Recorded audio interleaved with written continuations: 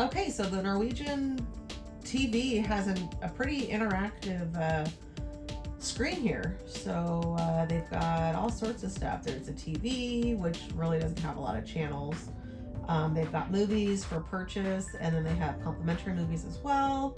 The account overview, you can see your daily gratuities, if there's been any room charges and stuff like that. Let's see, the dining I thought was a pretty cool feature here. For example, we have 0 plans for dinner tonight, and it's currently 5:15 p.m. They have the complimentary dining, they have specialty dining, or you could just search and book by time. So what I like about this is here, you can kind of just put here, today is the date, we're a party of 2, and it's showing the available times at 5:30. So if we wanted to eat somewhere at 5:30 today, it shows us that there's availability at a specialty. The teppanyaki, Savor is one of the dining rooms, and Taste is another dining room. And then as you kind of just go up through the times, it'll tell you, okay, 5:45, there's nothing available.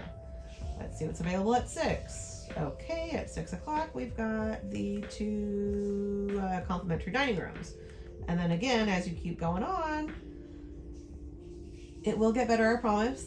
So Food Republic, that's another for purchase restaurant. And then let me click through here a little bit longer because I know there was availability as I was looking a little bit later. And we're not early diners, so if you are, you're probably going to want to make sure you book ahead of time as early as possible, probably through the app, just so that you can get your availability. Here you go, 7:45 p.m. tonight. There's Onda as well as Food Republic. Those are both specialty restaurants. We've got, let's see here. Okay, at 8:15, Food Republic, the Texas Smokehouse, Cagney's. We've got all of those specialty dinings. And then obviously, of course, if you just go to any of the complimentary dining places, the venues, they'll let you know either they're, if there's a wait or not, and you can kind of just decide what you want to do. We ended up doing the buffet last night. It was night 1, and we were pleasantly surprised at how wide the variety of food was, and it didn't feel that crowded, and everything was super fresh. So we did a cruise in November of last year on the Epic, and we found the buffet to be a complete zoo the entire time we were there. It did not matter what time of the day, if it was breakfast, lunch, or dinner, it was just full of people everywhere you went, and there were lines in all the buffet stations, and we have not felt that way at all here so far on the Encore. And also we felt that the food variety has been much better. The selection of food that you can choose from on this ship has been really nice. Okay, so back to the main home screen, entertainment. Okay, so Choir of Man, we booked this early on the app. They have, on our cruise, it's 7-night sailing, they have 2 separate nights of shows. I believe they do 2 shows each night, and tonight is their first night. So we went ahead and booked that already, but even if you go on to today right now, let's see, it already shows you can reserve now, so there's clearly still some availability. What else we have here? Wheel of Fortune. They've got the Cavern Club. I don't think you can book times for any of these. The Social Comedy and Nightclub. We went there last night for their kind of welcome aboard. I forget what they called it. It was like a welcome bash. It was actually entertaining to watch. Ooh, the Silent Disco. When's that gonna be? The suspense is killing me. We will have to just find out in our daily planner when the Silent Disco is going to happen. Okay, what else we got here? Onboard services. Let's see what that's all about. Oh, barbershop. There's a photo gallery, the art gallery. I mean, you name it. A lot of this stuff is on the app, but they also have it very easily available here on the TV.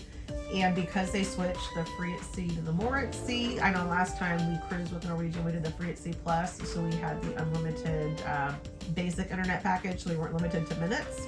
But now that we have the more at sea, we literally have 150 minutes on our 7-day sailing, so we are really limiting our time on our phones this cruise. So you can't use the app to see what's going on unless you're logged on the Wi-Fi. So this TV option is actually pretty nice. And then they also print out the daily planners as well. And let's see, what else exciting do we have to explore here?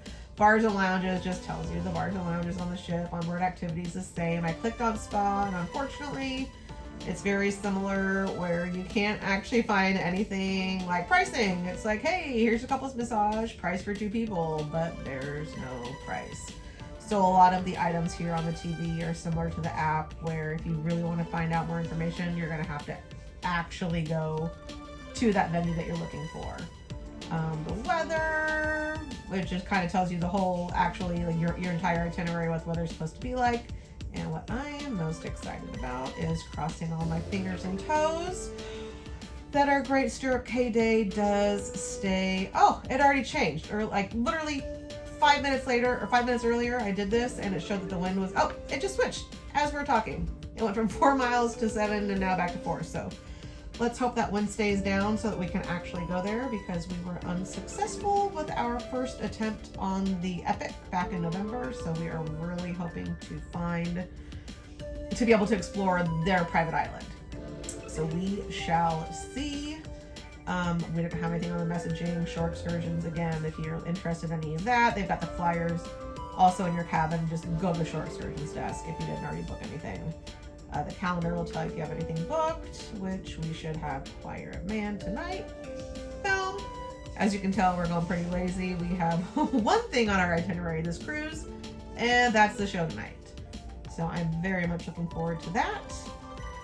And let's see, that's pretty much it. Onboard activities, it's going to go through again a lot of the stuff that they have on the app or the website. They've got the aqua park, all the fun stuff. A lot of these that they have are paid additional fees, for like the speedway, the video arcade, bingo. That's all going to be, an additional fee. Deal or no deal, you can spectate for free, but if you want to participate, you have to pay for that.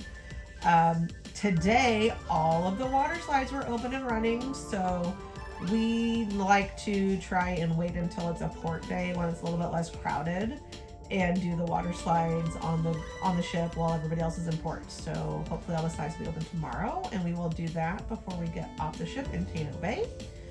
But we've been pretty impressed with this cruise so far. It is a full sailing that we're on here on the Encore, and it has, you can definitely tell that there are a lot of people on board, but I feel like the actual ship space itself has been a lot better than we felt when we did the Epic last in November. So far, our experience has been good. I hope that this kind of helps you with the technology that you will have at your fingertips while you are on board. Another nice touch we really loved about this cruise is every time it was a port day, if you got into the elevators and you looked above, it told you where the gangway was and where you were and where you needed to go to get off the ship. So I thought that was super helpful. And it also told you the all aboard time. So do not miss the ship. Taste and Savor didn't have this, but if you went to the Manhattan dining room, they did post an electronic version of the menu. So you could take a sneak peek and see if that was something that you were wanting to eat that day. And if so, then you could plan on that. If not, you could, of course, look at the buffet or the local or other options. I do know the local also had an electronic version of their menu, and pretty much all of the restaurants, if they weren't posted electronically, they did have the menu as easily accessible, so you could take a peek and see what was on the menu for that day. You'll also see here near the Atrium, they had some really great touch screens where you could have pretty much the same access, if not more access to the information that was on your TV screen. Here is where you could book your tender tickets, for example, even though, again, spoiler alert, we didn't need a tender because we didn't make it to their private island due to weather. Here you can see here, there's different shore excursions you could take a peek at and see what's still available. So again, very, very user-friendly. They, of course, have the shore excursion desk available to you, but you can use these interactive screens to get quite a bit of information. Now, I think some, if not all, Norwegian cruise ships are now equipped with Starlink. So you can, of course, get a Wi-Fi package based upon how you booked. You could get the More at Sea, where you get a specific amount of minutes, or you could buy the Voyage Wi-Fi Pass, or even upgrade to the streaming Voyage Wi-Fi Pass that will give you more access to things like social media and stuff like that. But we had the 150 minutes on our 7-day cruise. That was per person, so each of us had the 150 minutes. We just made sure that we logged onto our Wi-Fi and did anything that we needed to do, like check emails or send messages, and then we shut our Wi-Fi back off. And after our 7-day cruise, I had over 65 minutes left. Now keep in mind, of course, check your cell service, but I was able to basically use my phone like normal in most of the ports that we went to, so I didn't have to use my Wi-Fi while we were in port. Again, check your cell service because everybody's different, but we found plenty of time to be able to use our 150 allotted minutes, and we did not feel like we were disconnected from the world any more than we wanted to be. We did find that the NCL app only worked on the ship if you were connected to the Wi-Fi.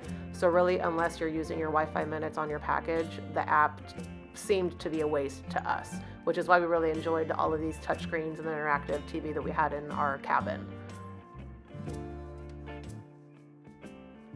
So if you did not pre-book the Choir of Man or any show on board that does require reservations, if you did not do that beforehand on the app, you can literally just go over these touch screens and plug in your information, type in your cabin number, just follow the instructions, and it'll show you, like on this, for example, this night, they had the 10 o'clock seating for this night available.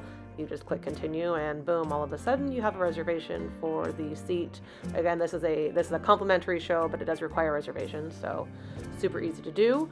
At all the elevator bays, it was fantastic. You had this option where you could kind of see every single thing that was on the deck that you were looking for.